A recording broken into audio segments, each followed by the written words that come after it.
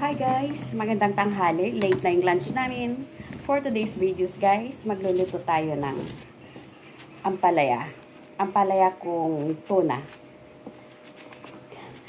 Dahil bagyo guys, ang kilo ng ampalaya, isang kilo to guys, 200. Nagulat ako. Dapat lalagyan ko to ng bell pepper, hindi na. Kasi yung bell pepper, isang piraso, 30 pesos.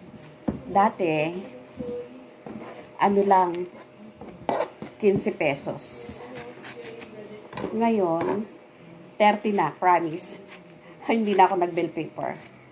So, instead na bell pepper, bumili ako ng 10 pesos na kinchay at 10 pisong siling green. Ito ang ilalagay ko. Anyhow, hindi naman kumakain yung mga anak ko, ay mga apo ko. Para lang to sa anak ko. And then, ito yung tuna. Dahil isang kilo yung ampalaya, dalawang tuna, lata ilalagay natin. Plus, bawang, sibuyas. Yan lang po. Paborito ng dalawang anak ko ang ampalaya. Dati alam ko lang dito, with oyster, itlog, hipon. Pero ngayon, mas masarap guys pag tuna. Tipid budget.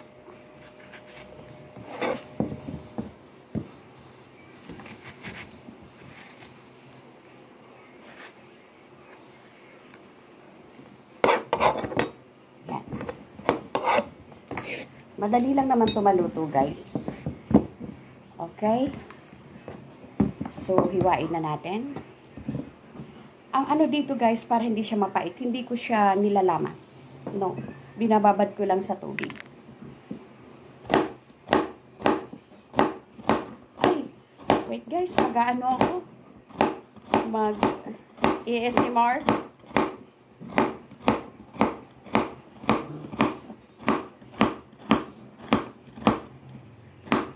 Madali lang ito lutuin.